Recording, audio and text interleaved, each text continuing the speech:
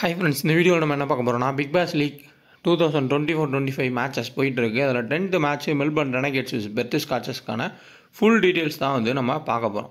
Melbourne Renegades Perth ஸ்காச்சஸ் முன்னாடிலாம் Perth ஸ்காச்சஸ்னாலே ஒரு மிரட்டலான team. இப்போ ப்ரோ கபடியில் ஒரு புனரி பல்தான் வந்து பயங்கரமான ஒரு டீமாக இருந்திருக்கும் இதுக்கு முன்னாடி. பட் இந்த சீசனில் பயங்கரமாக இதான மாதிரி இவங்களுக்குமே கொஞ்சம் வீக்னஸ்ன்றது தெரிய ஸ்டார்ட் ஆகிருக்கு. ஸோ ஈஸியாக மற்ற டீம்ஸ் வின் பண்ணுறதுக்கு ஸ்டார்ட் பண்ணியிருப்பாங்க. அதேமாதிரி மெல்பர்ன் ரெனகேட்ஸ் வந்து இருக்கிறதுலே மோசமான ஒரு டீம் மாதிரி தான் முன்னாடி இருந்துச்சு. பட் இப்போ அவங்க யங்ஸ்டர்ஸை கொண்டு வந்து ஆல்ரவுண்ட் பெர்ஃபார்மன்ஸ் கொடுத்து கரெக்டாக கொண்டு வந்திருக்காங்க. ஸோ ஈக்குவலாக தான் இன்னும் எல்லா டீம்ஸுமே இருக்கும். So Melbourne Renegades Perth Scorchers match ஈக்குவலாக போகிறதுக்கு வாய்ப்புகள் அதிகம். மேர்வெல் ஸ்டேடியமில் தான் இந்த மேட்ச் நடக்குது. ஸோ மழை பெய்யறதுக்கான வாய்ப்பே கிடையாது. மழை இப்படி விழுந்தாலுமே டோரை மேலே வந்து க்ளோஸ் பண்ணிடுவாங்க. ஃபுல் அண்ட் ஃபுல் ஸ்டேடியத்தை கவர் பண்ணிடுவாங்க. ஸோ மழை பெய்யறதுக்கு வாய்ப்பு இல்லை. ஃபுல் அண்ட் ஃபுல் மேட்ச்ன்றது நடக்கும். ஸோ இந்த மேட்ச்சில் லக்கு அதெல்லாம் வந்து நமக்கு ரெயின் இதாகும் அப்படி எந்த ஒரு பாதிப்பும் கிடையாது. பர்ஃபெக்டாக யோசிச்சு ஒரு 4-5 டீம் நீங்கள் ட்ரை பண்ணிங்க அப்படின்னா கண்டிப்பாக வின் பண்ணுறதுக்கான சான்ஸ் வந்து இருக்கும்.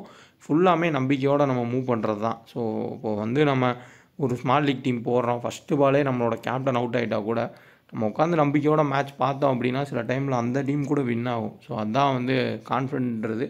ஸோ அது நம்மளோட அதில் வந்து நம்பிக்கையும் இருக்குது, ப்ளஸ் கொஞ்சோண்டு லக்கும் வேணும். அது உண்மை தான். பட் இருந்தாலும் நம்மளால் முடிஞ்ச அளவுக்கு ஸ்டார்ட்ஸ் அனலைஸ் நம்மளோட ஐடியாஸை நம்ம யூஸ் பண்ணுவோம். 23 டிசம்பர் 1:45 PM இந்த மேட்ச் ஸ்டார்ட் ஆகும் டாக்லாண்ட் ஸ்டேடியம் மெல்பர்னில். 64 மேட்ச் இந்த கிரவுண்டில் நடத்தியிருக்காங்க. 28 மேட்ச் ஃபஸ்ட் பண்ண டீமும் 36 மேட்ச் செகண்ட் பண்ண டீமும் 160 ரன் வந்து எதிர்பார்க்கலாம். ஸோ முன்னாடி இந்த கிரவுண்டில் மேலே ரூஃபில் போய் பட்டுச்சு அப்படின்னா அதை வந்து நோ பால் கொடுப்பாங்க, ரீபால் மாதிரி. இப்போ வந்து போன சீசன்லேருந்து அது எப்படி போய் அந்த ரூஃபில் படுதுன்றதை ஒரு கால்குலேஷன் பண்ணி 6ம் தராங்க, அப்படி இல்லாட்டி ரீபாலும் வந்து கொடுக்குறாங்க. ரெண்டுமே வந்து நடந்துக்கிட்டு இருக்குது. ஸோ மெல்பர்ன் ரெனகேட்ஸ் பெர்த் ஸ்காச்சஸ் ஒரு இன்ட்ரெஸ்டிங்கான மேட்ச்சு பார்க்கலாம். அதுக்கு முன்னாடி கடைசியாக இந்த கிரவுண்டில் நடந்த 2 மேட்சுக்கான ஸ்கோர் கார்டு பாருங்கள். ஓவரால் இந்த விக்கெட் வந்து பேட்டர்ஸுக்கு நல்லாவே ஹெல்ப் கிடைக்கும். செகண்ட் மீடியம் பேசர்ஸ்க்கு ஹெல்ப் கிடைக்கும். அதுக்கப்புறம் தான் ஸ்பின்னர்ஸுக்கு ஹெல்ப் பண்ணுறது கிடைக்கும். அதை நோட் பண்ணி வச்சுக்கோங்க. ஃபஸ்ட்டு பேட்டர்ஸு, அதுக்கப்புறம் மீடியம் பேசர்ஸ், அதுக்கப்புறம் தான் நீங்கள் ஸ்பின்னர்ஸ்ன்னு போகணும். ஓரளவுக்கு நல்லா ஹிட்டர்ஸ்க்கு எல்லாத்துக்குமே வாய்ப்புன்றது நல்லா கிடச்சிருக்கு. ஸோ கண்டிப்பாக ஸ்டெடியாக ஆடக்கூடிய பிளேயர்ஸ்க்கு இந்த கிரவுண்டு ஹெல்ப் பண்ணுறது கண்டிப்பாக பண்ணும். மீடியம் பேசர்ஸுக்கும் ஹெல்ப் பண்ணுறது இருந்திருக்கு. அதுக்கப்புறம் தான் நம்ம ஸ்பின்னர்ஸ்ன்றதை பார்க்கணும். சேம் இதே கிரவுண்டில் ஜாக் ஃப்ரேசர் ஒரு 42 ரன் ஸ்கோர் பண்ணியிருக்காரு. ஜாக் ஃப்ரேசர் இப்போ ரீசெண்டாக தொடர்ச்சியாக தான் ஃப்ளாப் ஆகிறாது. 15 ரன் 20 ரன்னை தாண்டதே இல்லை. எல்லா மேட்சும் ஃப்ளாப்பு.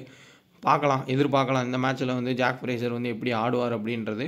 ஓரளவுக்கு கிளிக் ஆகிடுச்சு அப்படின்னா நிறையா ரன்ஸ் அடிக்கிறதுக்கு கூட வாய்ப்புகள் இருக்கும். பட் அவர் ரொம்பவே குவிக்காக அடிக்க பார்க்குறாரு. அதுவுமே வந்து அவருக்கு மைனஸாக இருக்குது. Bad ball on off. So மறுபடியும் நான் நிறையா பேர்த்திட்ட சொல்லிகிட்டு இருக்கிறது தான். மோஸ்ட் ஆஃப் த இந்தியாவில் இருக்கக்கூடிய apps no DS no GST சொல்லலாம். பட் அது வந்து 100% உண்மையாக இருக்க வாய்ப்புகள் கிடையாது. பட் பேட் பால் அவனு உங்களுக்கு டேரக்ட் ஜிஎஸ்டி ஃப்ரீ, டேரெக்டாக டிடிஎஸ் கிடையாது. நீங்கள் எவ்வளோ வின் பண்ணாலும் அதை உடனே நீங்கள் வித்ட்ரா பண்ணிங்கன்னா உங்கள் பேங்க்குக்கு டேரெக்டாக வந்துடும். ஸோ அதனால் கண்டிப்பாக யூஸ் பண்ணிக்கோங்க. ப்ளஸ் லீடர் போர்டும் கொடுக்குறாங்க. 21லேருந்து 29ஆம் தேதிக்குள்ளே உங்களுக்கு லீடர் போர்டு. அந்த வாரத்தில் நீங்கள் அந்த கிராண்ட் லீக்ஸ்க்கானது ப்ளே பண்ணாலே போதும். நீங்கள் இன்வெஸ்ட்மெண்ட் லீடர் போர்டு அப்படிலாம் எதுவுமே இல்லை. ஜஸ்ட்டு நீங்கள் ஜிஎல் ப்ளே பண்ணால் போதும். அந்த குறிப்பிட்ட ஜிஎல் அதில் உங்களோட பாயிண்ட் ஹையாக போயிட்டே இருந்தால் கால்குலேட் ஆகி அன்னைக்கான ப்ரைஸும் உங்களுக்கு கிடச்சிரும். அதுக்கப்புறம் உங்களுக்கு அந்த லீடர் போர்டுக்கான ப்ரைஸுமே கொடுத்துருவாங்க. ப்ரோ கபடியை ட்ரை பண்ணி பாருங்கள். ஸோ அதான் டிடிஎஸும் ஃப்ரீ, ஜிஎஸ்டி ஃப்ரீ. நீங்கள் வின் பண்ணால் போதும். உங்களோட திறமை தான், எந்த ஒரு இதுவுமே கிடையாது. டேரெக்டாக உங்கள் பேங்க்கே அமௌண்ட் வந்துடும். பெர்த் ஸ்காச்சஸ் மெல்பர்ன் ரெனகேட்ஸோட பிளேயிங் நான் வந்து டக்குன்னு பார்த்துடலாம்.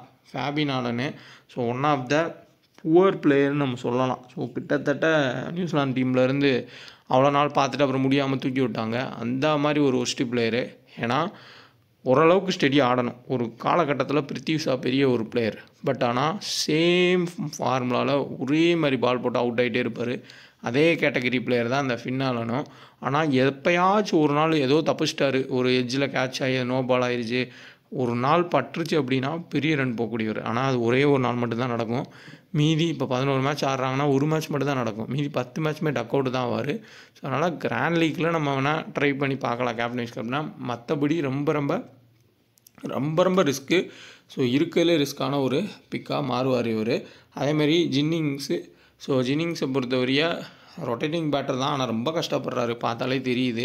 ஒரு 2-3 4 அடிக்கிறதுக்கே கஷ்டப்படுறத பார்த்தோம். சேசிங்லலாம் அவர் வரப்போ ஒரு 200 ரன்னுக்கு மேலே சேசிங் இருந்துச்சு அப்படின்னா ஸ்டார்டிங்கில் பயந்து அவுட் ஆகக்கூடிய பிளேயர் மாதிரி தான் ஆடுறாரு. ஓரளவுக்கு டெஸ்ட்லாம் ஆடிருக்காருன்னு நினைக்கிறேன் இங்கிலாந்துக்கு. பட் ரொம்ப புவர் அப்ரோச்சு. சேம் இங்கே கூப்பர் கான்லி டீசன்ட் பிளேயரு. போன மேட்ச்லேயுமே மிச்சல் ஓவனுக்கு எதிராக பவுல் பண்ணி எல்பிடபிள்யூ விக்கெட் எடுப்பார். பட் ஆஸ்திரேலியாவில் ரிவ்யூ எடுக்கிறதே ஒவ்வொரு டீமும் வந்து அதை அசிங்கமாக நினைக்கிறாங்க. பட் ஐபிஎல்லில் என்னன்னா பேடில் பட்டாலே ரிவ்யூ தான் கேட்பாங்க. அது வேறு மாதிரி நம்ம ஊரில் இருக்குது. அவங்க ஊரில் ரிவ்யூ எடுக்கிறதே ஒரு இதாக வந்து நினைக்கிறாங்க. ஸோ ரிவ்யூவே எடுக்க மாட்டாங்க. அம்பையர் டிசிஷன் என்ன கொடுத்தாலும் பரவாயில்ல அப்படின்னு போயிடுறாங்க. அதனால் ஒரு விக்கெட் போச்சு. அதுவும் பேட்டிங்லேயுமே அவருக்கு சரியான லக்கு இல்லாதனால தான் பின்னாடி கேட்ச் ஆச்சு. அது அவ்வளோ சூப்பரான ஒரு கேட்சை பிடிச்சிட்டாரு. அப்படி இல்லாட்டி ஒரு பெரிய ரன் போயிருப்பார். பெஸ்ட்டு கேப்டன் சாய்ஸில் கோப்பர் கோன்லி, அடுத்தான் வந்து ஜாஸ் இங்கிஸு பெஸ்ட்டு பிக்கு. ஆஸ்டன் டர்னரு நான் எப்பயும் சொல்கிறது சேசிங்கில் ஃபஸ்ட்டு பேட்டிங்கோட பெட்டராக ஆடக்கூடிய பிளேயர். ஃபஸ்ட் பேட்டிங்கில் 20 ரன் அடித்தா சேசிங் வந்தார்னா கண்டிப்பாக ஒரு 40 ரன்னுக்கு மேலே அடிக்கக்கூடிய ஒரு பிளேயர். நிக் ஹாப்சனு மிகப்பெரிய ரிஸ்க்கு, பேட்டிங் சான்ஸே கிடைக்கிறது இல்லை. ஆஸ்டன் நேகரு நல்ல டைட் பவுலிங் போடுவார், ஆனால் விக்கெட் தான் அவருக்கு கிடைக்காது. அதனால தான் அவர் ஆஸ்திரேலியன் டீம்லேருந்தே ட்ராப் பண்ணாங்க. கடைசி 3 வருஷத்தில் அவர் கொடுத்த எஃபெக்ட்டுக்கு ஆனால் அவர் விக்கெட் எடுத்ததுக்கும் சம்மந்தமே இல்லாமல் தான் இருக்கும். ஜெய் ரிச்சர்ட்சன் ஆடுறதுக்கான வாய்ப்புகள் குறைவு. ஏன்னா அவர் மேபி அந்த பாக்ஸிங் டே டெஸ்ட்டுக்கு போயிடுவாரா இல்லை எப்படின்றத கொஞ்சம் பார்த்துக்கோங்க. அதுக்கப்புறம் ஆண்ட்ரூ டை உள்ளே வந்துடுவார். லான்ஸ் மாரிஸு, ஜேசன் பெர்னா கொஞ்சம் பவுலிங் ஷார்ட் ஆனதுனால கஷ்டப்பட்டதை பார்த்தோம். ஸோ அதனால் கண்டிப்பாக விக்கெட் கீப்பிங்கில் இப்போ 2 பேர் தேவையில்லை. ஸோ அதனால் ஜாஸ் இங்கிஸ் வந்துருவார். மேபி ஜெய் ரிச்சர்ட்சன் ஆடலை அப்படின்னா ஏதாவது பேட்டரை கொண்டு வருவாங்க, இல்லை வேறு பவுலரை கொண்டு வரதுக்கு வாய்ப்புகள் இருக்கும். மெல்பர்ன் ரெனகேட்ஸில் ஜாக் ஃப்ரேசரு தொடர்ச்சியாக வந்து ஹிட் பண்ண பார்க்குறாரு, ஆனால் ஃப்ளாப் ஆகிறாரு. மறுபடியும் நடக்கிறதுக்கான வாய்ப்பு அதிகம். ஏன்னா ஜெய் ரிச்சர்ட்சனோட பவுலிங் எப்படி இருக்குன்றது எல்லாத்துக்கும் தெரியும். லைன் அண்ட் லென்த்தை பிடிச்சி கரெக்டாக போடுவார். இந்த மாதிரி கண்ணை மூடி சுற்றக்கூடிய பிளேயர்ஸ்லாம் வந்து ஈஸியாக அவுட் ஆகிறதுக்கான ட்ரிக்குன்றது அவருக்கு இருக்கும். ஸோ அந்த இப்போ மேட்ச்சில் கூட டர்சி ஷாட் ஒரு டுபாக்கூர் பிளேயருன்றது மோஸ்ட்டாக எல்லாத்துக்குமே தெரியும். ஸோ அது எப்படின்னா கண்டிப்பாக கன்சிஸ்டண்ட்டாக ஆடக்கூடிய பிளேயர்ஸ் கிடையாது. நான் முன்னாடியே வந்து அந்த மேட்சுக்கான வீடியோலேயே சொல்லியிருப்பேன். ஸ்பென்சர் ஜான்சனும் ஜிவிஆர் பிளேட்டர் 2 பேரும் பவுல் பண்ணாங்கன்னா மேத் ஷாட்டு, டர்சி ஷாட்டு, ஜாக் வதலாம் அந்த 3 பேருமே காலியாகிறதுக்கு வாய்ப்பு இருக்கும்னு ஸ்பென்சர் ஜான்சன் ஆடலை. பட் இருந்தாலும் ஜிவிஆர் பிளேட்டர்கிட்டே தூக்கிட்டார். அந்தளவுக்கு அந்த மாதிரி கன்சிஸ்டண்ட்டாக ஆடக்கூடிய பிளேயர்ஸ், அந்த ஸ்டெடி பிளேயர்ஸ் கிடையாது. அதே தான் இவங்க 2 பேருமே, ஜாக் ஃப்ரேசர், ஜாஸ் ப்ரௌனுமே வந்து அந்தளவுக்கு ஸ்டெடி பிளேயர் கிடையாது. நீங்கள் நல்லா யோசிச்சு பார்த்தீங்கன்னா தெரியும், எந்த ஒரு T20 இன்டர்நேஷ்னல் டீம்லேயுமே இந்த மாதிரி ஆடக்கூடிய 2 பிளேயரை ஓப்பனராக ஆடவே வைக்க மாட்டாங்க. கண்டிப்பாக ஓரளவுக்கு ஸ்டெடி பிளேயர் ஒருத்தவங்க இருப்பாங்க. இந்த மாதிரி லீக்ஸில் மட்டும்தான் நம்ம அப்படி பார்க்க முடியும். ஸோ அன்றைக்கிட்டே அவங்களுக்கு இருந்தால் தப்பிச்சாங்க. அப்படி இல்லைன்னா கன்சிஸ்டண்ட்டாக ஃப்ளாப் ஆக சான்ஸ் அதிகம். டீம் சைஃப்ரட்டு சூப்பரான ஒரு ஃபார்மில் இருக்கார். விக்கெட் கீப்பிங்கில் மினிமம் 2-3 கேட்ச்ன்றதையும் பிடிக்கிறாரு. கண்டிப்பாக இந்த மேட்ச்லேயுமே இந்த கிரவுண்டாக அவருக்கு சூட்டபுளாக தான் இருக்கும். ஏன்னா இந்த 2 பேரில் யாராவது ஒரு ஆள் ஏர்லி அவுட் ஆவாங்க. டீம் சைஃப்ரட்டு கேம் எடுத்துகிட்டு போக வாய்ப்பு இருக்கும். ஜேக்கப் பேத்தல் போன மேட்சை வச்சு எல்லாருமே வந்து அவரை ட்ராப் பண்ணுவாங்க. ஸோ மறுபடியும் நான் சொல்கிறேன், ஜெய் ரிச்சர்ட்சன் நெக்ஸ்ட்டு ஜேசன் பெர்னாண்டோஃபுக்கு அவுட் ஆகிறதுக்கு வாய்ப்புகள் அதிகம். டாப்பில் அப்படி காலி ஆனாங்கன்னா கண்டிப்பாக ஜேக்கப் பேத்தல் கேமை எடுத்துகிட்டு போவார். ஒரு பெட்டரான ஒரு கேமாகவும் இருக்கும். ப்ளஸ் உங்களுக்கு தேவைப்பட்டால் பவுல் பண்ணலாம். ஆனால் இங்கே லெஃப்ட் ஹேண்டர்ஸ் வந்து அதிகமாக இருக்கிறதுனால பவுலிங் கொடுக்க மாட்டாங்க. பட் கேமு டாப்பில் விக்கெட் போகுன்ற கான்செப்ட் போனால் ஜேக்கப் பேத்தல் நம்ம எடுத்துகிட்டு போகலாம். அடுத்தா வில் சதர்லாந்து ஹேவி பெரிய அளவில் அவருக்கு வாய்ப்புன்றது கிடைக்கிறதில்ல. ஈவெண்ட்ஸு சேசிங்கில் மட்டும் நல்லா ஆடக்கூடிய பிளேயரு. எப்பயுமே சேசிங்கில் நல்லா தான் ஆடிருக்காரு. பெருத்தில் மேட்ச் நடக்கிறப்போ போன சீசன் ஃபுல்லாமே டாம் ராஜர்ஸோட ஸ்விங் வந்து முன்னாடி இருந்த மாதிரி, போன சீசனுக்கு முன்னாடி எப்படி பவுல் பண்ணுவாரோ அந்த மாதிரி பவுல் பண்ணுறாரு. மீண்டும் இங்கே ஓனில் Tom Rogers versus Finn Allen 2 4 அடிக்கலாம். அதுக்கு மேலே பட்டுன்னு அவுட் ஆகிறதுக்கான வாய்ப்புன்றது ரொம்ப அதிகம். டாம் ராஜர்ஸோட ஸ்விங் அந்தளவுக்கு ஸ்டார்டிங்கில் இருக்கும். ஓனிலுமே நல்லா தான் வீசுறாரு. ஆடம் ஜாம்பா மிடில் ஆர்டருக்கு எதிராக ஓரளவுக்கு டீசெண்டாக பவுல் பண்ணுவார். இப்போ விக்கெட் டேக்கிங் ரிதமுக்கு வரல. பட் செகண்ட் பவுல் பண்ணுறப்ப ஆடம் ஜாம்பாவை ட்ரை பண்ணுங்கள், மினிமம் விக்கெட் எடுக்க வாய்ப்புகள்ன்றது இருக்கும். ஸோ இந்த மேட்ச் வந்து பேட்டிங் விக்கெட்டாக இருந்தாலுமே ரெனகேட்ஸோட டாப் ஆர்டரும் டக்கு டக்குன்னு அவுட் ஆகக்கூடிய கேட்டகரி தான். அதேமாதிரி பெத்து சாகர்ஸோட ஸ்காச்சர்ஸோட டாப் ஆர்டருமே ஃபின் ஆலன்லாம் தெரிஞ்சது தான். புவரான ஒரு டாப் ஆர்டரு. காப்பர் கோன்லி வேணால் ஓரளவுக்கு நின்று வந்து ஆடுறதுக்கு சான்ஸ் இருக்கும். இங்கீஸ் ஓகே. ஸோ அதனால் சப்போஸ் ஹை பேட்டிங் விக்கெட்டாக இருக்குன்னா மட்டும் அந்த டாப் ஆர்டரை நம்ம எடுக்கலாம், ஒரு கொஞ்சம் ரிஸ்க் எடுத்து. அப்படி இல்லாட்டி கிராண்ட் லீக்ஸில் மட்டும் எடுத்து கேப்டன்ஸ் கொடுக்கலாம். மற்றபடி நீங்கள் கால்குலேஷன் படி பார்த்தீங்கன்னா டாம் ராஜர்ஸ் ஓனிலுக்கு எதிராக இந்த சைடு டாப் ஆர்டர் ஃபின் ஆலனு, அதேமாதிரி இந்த சைடில் ஜெய் ரிச்சர்ட்சன் இருந்தார் அப்படின்னா ஜேசன் பெர்னாண்டோஃபு, அதுக்கப்புறமா ஜெய் ரிச்சர்ட்சன், ஜாக் ஃப்ரேசரு, ஜாஸ் ப்ரௌனு. ஸோ ரொம்பவே கஷ்டப்படுறதுக்கான வாய்ப்புகள் அதிகம். மிடில் ஆர்டர் கேம் வந்தால் நீங்கள் ஜாஸ் இங்கீஸு, ஜேக்கப் பேத்தல்னு கேப்டன் கேப்டன் போகலாம். இல்லை ஜாஸ் இங்கீஸு, டீம் சைஃப்ரட்டுன்னு கூட நீங்கள் கேப்டன் கேப்டன் போகலாம். வில் சதர்லாந்து அதுக்கப்புறம் காப்பர் கர்ன்லி தான் மோஸ்ட்லி எல்லாருமே போவாங்க. அதுதான் வந்து சேஃபஸ்ட் ஆப்ஷனும் கூட. வில் சதர்லாந்து கன்சிஸ்டண்ட்டாக விக்கெட் எடுத்து கொடுக்குறாரு, ப்ளஸ் பேட்டிங் வந்தாலும் ஆடுவார். காப்பர் கர்ன்லியுமே பவுலிங் ஆப்ஷன் ஷார்ட்டேஜாக இருந்துச்சு அப்படின்னா அவர் கண்டிப்பாக பவுல் பண்ணுவார். பட் ஆனால் வில் சதர்லாந்து எப்படினாலுமே 4 ஓவர்ஸை பவுல் பண்ணுவார். அவர் தான் பெஸ்ட்டு கேப்டன் சாய்ஸ். செகண்ட் நம்ம காப்பர் கர்ன்லி, தேர்டு ஜாஸ் இங்கிஸ், ஃபோர்த்து டிம் சைஃப்ரட்டு நம்ம போகலாம். பெர்த்து விக்கெட் கிடையாது. நம்ம ஜெய்ரிசன், ஆண்ட்ரூ டை, லான்ஸ் மாரிஸ் இப்படி மாற்றி மாற்றி கேப்டன் கொடுக்கறதுக்கு இது மார்வல் விக்கெட்டு. ஸோ கொஞ்சம் வித்தியாசமாக தான் இருக்கும். அதுக்கேற்ற மாதிரி தான் நம்ம டீம். நம்ம டெலகிராம் சேனல் ஜாயின் பண்ண நினைக்கிறவங்க டிஸ்கிரிப்ஷன் லிங்க் இருக்குது. கரெக்டான சேனலாக பார்த்து ஜாயின் பண்ணுங்கள். நம்ம ஃப்ரீ டீம்ஸ் மட்டும்தான் கொடுத்துட்ருக்கோம். ஃபேண்டசியில் வின்னு லாஸ் சகஜம் தான். பட் நமக்கு பிபிஎல் சூப்பராக போயிட்டுருக்கு. 4 மேட்ச்சு கன்சிஸ்டண்ட்டாக வின் ஆகிருக்கு. 5வது மேட்ச் போயிட்டுருக்கு. மேபி அதுவும் வின் ஆகலாம். அதுக்கான வின்னிங்ஸும் நான் வந்து போஸ்ட் பண்ணுவேன். அதுக்கான சான்ஸ் ஹையாகவே இருக்குது. ஸோ இந்த மாதிரி டயத்தை யூஸ் பண்ணிக்கோங்க. இந்த ஆப்ஸில் இன்ஸ்டால் பண்ணாமல் தான் இன்ஸ்டால் பண்ணிக்கோங்க. நான் எவ்வளோ தூரம் வின்னிங்ஸ் போஸ்ட் பண்ணியிருக்கேன்றதை பாருங்கள். என்னோடய ஆப்போனட்ஸ் மீதி 3 பேர் யாருன்றது தெரிகிற அளவுக்கு நான் வந்து ஒவ்வொரு வின்னிங்ஸையும் உண்மையாக வந்து உங்களுக்காண்டி நான் போஸ்ட் பண்ணுறேன். நான் என்ன ப்ளே பண்ணுறேனோ அதே டீம் தான் உங்களுக்கு கொடுக்குறேன். அந்த வின்னிங்ஸ் கூட நீங்கள் பார்த்தீங்கன்னா என் ஆப்போசிட் பிளேயர்ஸ் யாருன்னு கூட தெரியும். நான் மொட்டையாக சும்மா ஃபஸ்ட்டு ப்ரைஸ் அப்படி கொடுக்கல. இது வரையே அது 4th மேட்ச் வின்னிங்கு, அதுக்கு முன்னாடி 3rd மேட்ச் வின்னிங், அப்புறம் செகண்டு 1ன்னு மொத்தம் எல்லா மேட்ச் எவ்வளோ வின் ஆச்சோ எல்லாமே உங்களுக்கு ஸ்க்ரீன்ஷாட் டெலகிராமில் இருக்கும். இன்ஸ்டால் பண்ணாதான் கண்டிப்பாக ஃபேப்லோன் ஆப்பை இன்ஸ்டால் பண்ணுங்கள். 2K டெக்கன் ரெஃபர் கூட பயன்படுத்திக்கோங்க. கன்சிஸ்டண்ட்டாக ப்ளே பண்ணுங்கள். அதுக்கப்புறமா நீங்கள் வந்து வித்ட்ரா பண்ணுங்கள். உங்களுக்கு டிடிஎஸ்ன்ற எந்த ஒரு பாதிப்புமே இருக்காது. ஜிஎஸ்டி ஃப்ரீயாக தராங்க. ஸோ டெலகிராமில் வந்து செக் பண்ணி பார்த்தாலே உங்களுக்கு புரியும் ஒரிஜினல் வின்னிங்ஸ் எல்லாமே அப்படின்றது. கரெக்டான டெலகிராம் பார்த்து ஜாயின் பண்ணிக்கோங்க. டிஸ்கிரிப்ஷன் லிங்க் இருக்குது. 2K ஃபேண்டசி சர்ச் பண்ணி ஜாயின் பண்ணுறவங்க ஒரிஜினல் சேனல் செக் பண்ணி ஜாயின். கிராண்ட் லீக்ஸ்க்கு டீம் க்ரியேட் பண்ணுறவங்க டீம் 1 வந்து ஹை ரிஸ்க்குன்னு சொல்லி ஒரு டீமை செட் பண்ணிக்கோங்க. அந்த ஹை ரிஸ்க் டீமில் இந்த மாதிரி ஹிட் ஆர் ஃப்ளாப் பிளேயர்ஸான Finn Allen, Jake Fraser, Josh Brown இந்த மாதிரி பிளேயர்ஸ் எடுத்து அவங்களுக்குள்ளே வந்து கேப்டன் கேப்டனாக கொடுத்துக்கோங்க. அது ஓகேவாக இருக்கும்.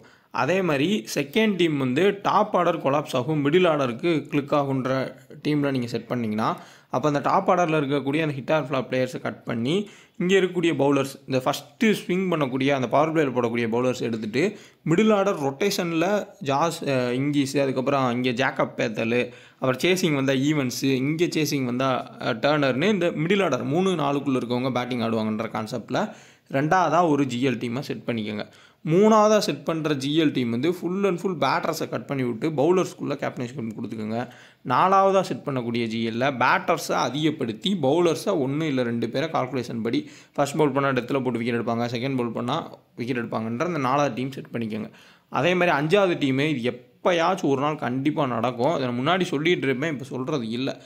1 சைட் டீம். இப்போது ஜாக் ஃப்ரேசரும் ஜாஸ் ப்ரௌனுமே மேட்சை முடிப்பாங்க, இவங்க 110 ரனில் அவுட் ஆவாங்கன்ற கான்செப்டில் போனீங்கன்னா இங்கே இருக்கக்கூடிய பவுலர்ஸை ஃபுல்லாக எடுத்துகிட்டு ஸோ அவங்களோட ரெனகேட்ஸோட பவுலர்ஸை ஃபுல்லாக நம்ம எடுத்துகிட்டு அவங்க டாப் ஆர்டரில் கேப்டன் கொடுக்கலாம். இல்லாட்டி பவுலர்ஸில் கேப்டன் கொடுத்து அவங்க டாப் ஆர்டரில் யாருக்கா வைஸ் கேப்டன் கொடுக்கலாம்.